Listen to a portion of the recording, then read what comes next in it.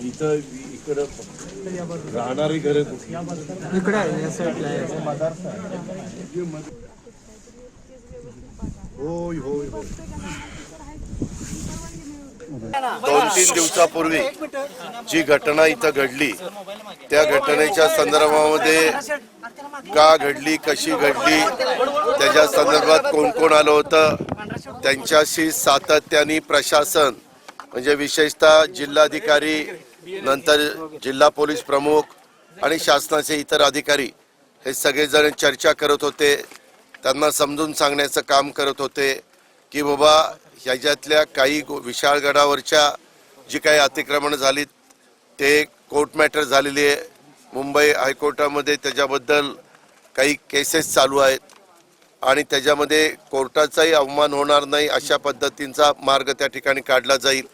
हा मार्ग काढत असताना ॲडव्होकेट जनरल असतील किंवा त्याच्यामध्ये सिनियर जे काही आमचे वकील असतात ते असतील, या सगळ्यांशी चर्चा केली जाईल. त्याच्या संदर्भात सरकारच्या वरिष्ठांशी पण मुख्यमंत्र्यांशी प्रशासन संपर्क साधत होतं. मग आम्ही सगळेजण विधान परिषद आणि ह्या सगळ्या गडबडीत होतो. प्राईम मिनिस्टरचा पण कार्यक्रम होता. त्या सगळ्यांना प्रशासनाने समजून सांगण्याचा प्रयत्न केला की थोडंसं शांततेने घ्या, ह्याबद्दल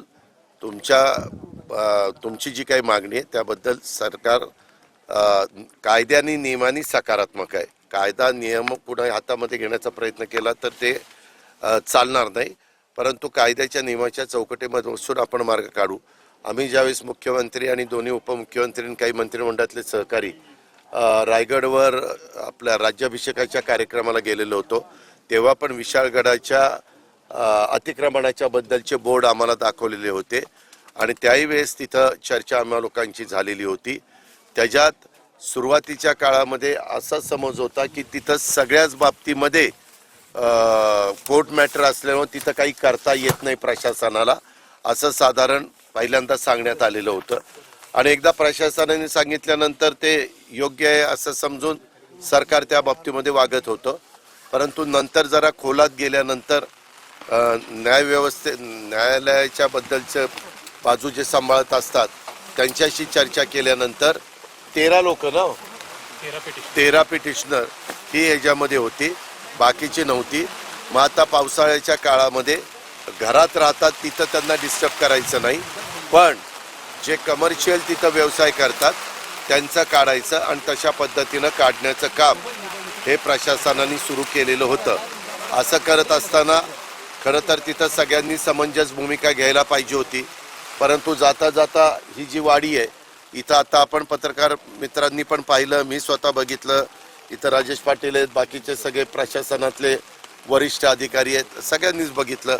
काही निष्पाप लोकांच्या गाड्या तोडलेल्या आहेत, मोटरसायकली फोडलेल्या आहेत, स्कूटर फोडलेले आहेत, घराच्या काचा फोडलेल्या आहेत, दरवाजे तोडलेले आहेत.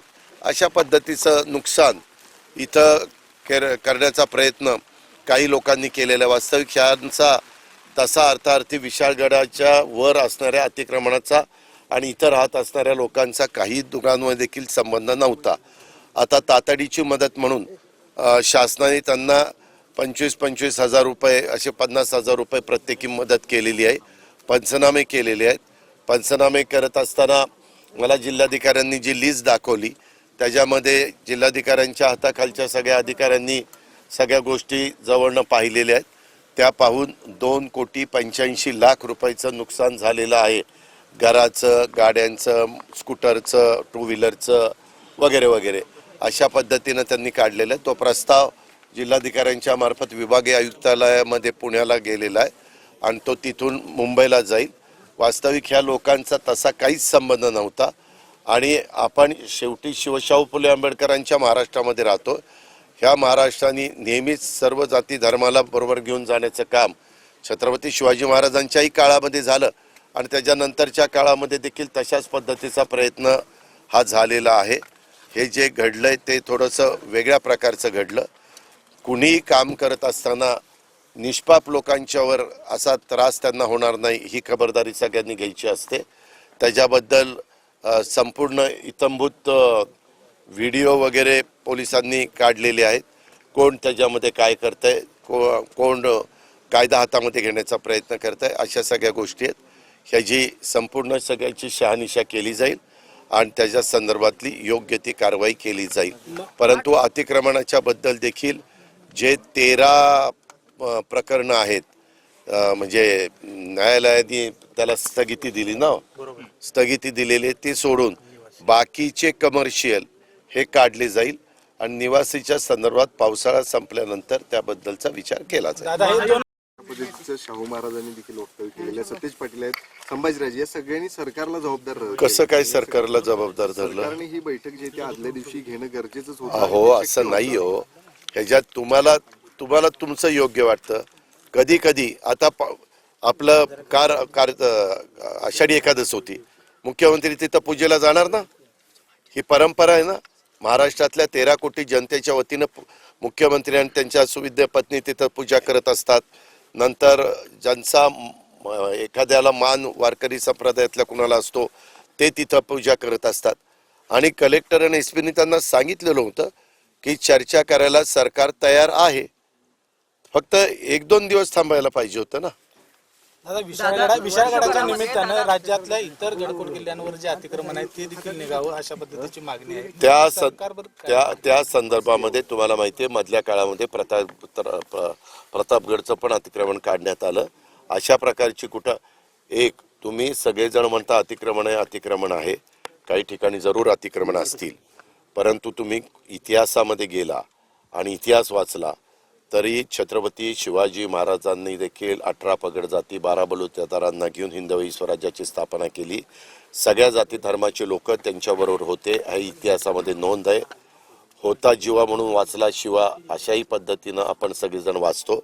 अशा अनेक, आणि त्याच्यामध्ये सगळ्या जाती धर्माचे लोक आहेत. आणि काही तर गोष्टी फार पूर्वीपासून तिथं आहेत, ही पण इतिहासामध्ये त्याच्याबद्दलची नोंद आहे. ह्याही गोष्टी बघितल्या पाहिजे. पण कुठल्याच समाजाने नवीन काही तिथं करण्याचा प्रयत्न करू नये. नवीन कुठं गड किल्ल्यावर नवीन अतिक्रमण किंवा काही गोष्टी करण्याचा प्रयत्न करू नये. ज्यांच्या स्वतःच्या मालकीच्या जागा असतील त्यांनी पर्यटक तिथं येत असताना त्यांना कधी एखाद दिवस राहण्याच्या करता, आता काही महिला मला म्हणाल्या की दादा आमच्या 1-2 खोल्या आहेत त्या आम्ही राहायला भाड्याने देतो आणि त्याच्यातनं आमची उपजीविका साधते. एक भगिनी मला म्हणाली की बाबा मी तिथं सरबत विकते. बरं, त्या सगळ्या जाती धर्माच्या आहेत, म्हणजे त्या काही एका समाजाच्या नव्हत्या. मी आत्ता त्यांच्याशी बोलत होतो, त्याच्यात हिंदू होते, मुस्लिम होते, वेगवेगळे घटक होते आणि त्याच्यावर प्रत्येकजण आपला उदरनिर्वाह तिथं करण्याचा प्रयत्न करत असतं. ह्याच्याबद्दल थोडंसं फार बारकाईनं विचार करून आम्ही सगळेजण एकत्र कॅबिनेटमध्ये किंवा सरकार म्हणून ज्यावेळेस बसतो त्यावेळेस ह्याला काय करायचं, यांनाही कुठं वाऱ्यावर सोडता कामा नये. त्यांचीही उपजीविका चालली पाहिजे, परंतु किल्ल्याचं पण संवर्धन झालं पाहिजे. तिथं पण जो काही इतिहास आहे तो पुढं पिढ्यानपिढ्या पुढच्या लोकांना पण ऐकायला मिळाला पाहिजे. ह्या सगळ्या गोष्टीतनं कसा मार्ग काढायचा, त्याच्यात इतिहासकार जे आहेत त्यांचाही सल्ला आपण घेऊ. जे त्याच्यातले तज्ज्ञ लोक आहेत त्यांचं काय मत आहे, असं वेगवेगळ्या लोकांशी सल्लामसलत करून वेगवेगळे भागातली लोक तिथं लोकप्रतिनिधित्व करतात. काही तिथले खासदार असतील, आमदार असतील, व तुमचं काय मत आहे, त्यांची मतं, इतरांची मतं, प्रशासनाचं काय म्हणणं आहे. कारण प्रशासन अनेक वर्ष तिथं काम करत असल्यामुळं त्यांनाही त्याच्यातले बारकावे माहिती असतात. अशा पद्धतीने सगळ्यांना विचारून योग्य पद्धतीनं मार्ग काढला जाईल. पण न्यायव्यवस्थेने सांगितलेल्या गोष्टीचा कुठेही अनादर केला जाणार नाही. गांभीर्याने घेतलं नाही म्हणायचं का? कारण पन्हाळा पावनखिंड मोहिमेसाठी प्रशासनाने गांभीर्यानेच घेतलेलं आहे. प्रशासनाने त्यावेळेस वर पण कुणाला तिथं जाऊन दिलं नाही. त्यावेळेसचा मॉब त्यांनाही समजून सांगण्याचं काम केलं. माजी खासदार संभाजीराजांना पण समजून सांगण्याचं काम प्रशासन त्या ठिकाणी करत होतं. परंतु कधी कधी असा एखादा मॉब हा थोडासा ॲग्रेसिव्ह झाला की मग तो कुणाचं ऐकत नाही. हे पाठीमागची अनेक उदाहरणं आपल्याला आहेत. त्याच्याबद्दल दुमत असायचं कुणाचंच कारण नाही. आणि शासन कुणालाही कायदा हातामध्ये घेऊन देणार नाही. कायद्याच्या नियमाच्या चौकटीमध्ये राहून त्याच्यातनं पुढची वाटचाल केली जाईल. संभाजीराजे म्हणत होते की मुख्यमंत्री आणि दोन्ही उपमुख्यमंत्री संभाजीराजे म्हणत होते. नाही मग बैठक लावायला तयारी होती ना, तरी देखील तिथं थांबणं. बैठक काय झालं, प्राईम मिनिस्टरचा कार्यक्रम होता, 2 दिवस ते विधान परिषदेच्या ह्याचं चाललेलं होतं. ती झाल्यानंतर बैठक लावलीच असती. त्याच्यामध्ये कुठं अनेकदा आपण चर्चा करतो, नेहमीच चर्चेतनं काही चांगला मार्ग निघू शकतो. शासन करते कुणीही असलं आणि कुणी काही मागण्या केल्या तर त्या मागण्याच्या संदर्भात चर्चा केली जाते, बैठक लावली जाते आणि त्याच्यातनं मार्ग काढला जातो. कोल्हापूर जिल्ह्याचे पालकमंत्री हसन मुश्रीफ आहेत, महायुतीचे खासदार आहेत, स्थानिक विनय कोरे आहेत, या सर्वांनी या गोष्टीकडे पाठ फिरवली आहे. असं अजिबात नाही. आपण अतिशय दादांत खोटा आरोप करताय. विनय कोरे स्वतः येऊन गेले, मला एसपीनी स्वतः सांगितलं. इथं एक दुःखद घटना घडलेली होती, त्यांचं सांत्वन करायला आले. त्यावेळेस त्यांनी इथली सगळी, त्यांचाच मतदारसंघ आहे, त्यांनी सगळी पाहणी त्या निमित्तानं केली. ही सगळे इथं 144 कलम पुकारलेलं होतं. 144 कलम पुकारलेलं असल्यामुळं येणं म्हणजे मग ते 144 कलमाचा भंग केल्यासारखं होतं. त्यावेळेस पण सतेज पाटील आणि संभाजीराजे आले. त्यांनी शेवटी प्रशासनाला शाहू महाराज, मी चुकून संभाजीराजे आधी आले होते, शाहू महाराज, खासदार शाहू महाराज ते आले. तर त्यांनी प्रशासनाला विचारलं, प्रशासनाने त्यांना, ते खासदार आहेत, ते लोकप्रतिनिधी आहेत, विधान परिषदेचे सदस्य असल्यामुळं त्यांना तेवढ्यापुरती परवानगी दिली, जास्त लोक बरोबर घेऊन जाऊ नका. मी सकाळी ज्यावेळेस कलेक्टर आणि SP ला फोन केला, मी म्हणलं की मला पण स्वतःला पाहणी करायची, कारण मी उद्या साताऱ्याच्या दौऱ्यावर होतोच, म्हणून मी दुपारी पुन्हा सोडलं. उद्या मी मुख्यमंत्री आणि देवेंद्रजी आम्ही सगळेच जण सातारला, तो वाघनख्याचा कार्यक्रम आहे त्याच्याकरता आहे. त्याच्यावर आज म्हणलं समक्ष, म्हणजे आम्हाला रिपोर्टिंग कलेक्टर करतच होते, SP करतच होते, तो रिपोर्ट येतच होता. परंतु तरी तसा रिपोर्ट घेणं आणि स्वतः डोळ्यांनी जाऊन बघणं ह्याच्यामध्ये फरक असतो. म्हणून मी स्वतः शहानिशा करायला आलो. त्यांना म्हणलं तेवढ्यापुरतं 144 कलम माझी पाहणी होईपर्यंत, कारण मला माहिती आहे पाहणी करायला गेलो तर पत्रकार मित्र येणार. आम्ही तुम्हाला पुढं जा म्हणून का सांगितलं, तर आमच्या गाड्या पुढं आल्या असत्या आणि तुम्ही मागे राहिला असता. म्हणून तुमचाही त्याच्यामध्ये महत्त्वाचं तुम्ही घटक आहात समाजातला, त्याकरता तुम्हाला इथं पाठवलं. आता तुमच्या देखतच मी पाहणी केलेली आहे. अजून 2-3 घरं राहिली, त्याची पाहणी करणार आणि ती पाहणी करून काल तातडीनं मदत केली. उद्या पण काही NGOs पण मदत करतायत, पण ती मदत आम्ही पहिल्यांदा आमच्या तहसीलदारकडे पाठवतोय आणि मग तहसीलदार त्याच्याबद्दलचं वाटप करतात. इतर पण अधिकाऱ्यांना म्हणजे रोज सातत्याने SP आणि कलेक्टर हे सगळे लक्ष ठेवून आहेत आणि बारकाईने इतर सरकारचं लक्ष आहे. शिवाय काही जण उद्या त्यांच्या परीनं कुटुंबागणीस 50,000 रुपयाची मदत ही पण आम्ही त्या ठिकाणी देतोय.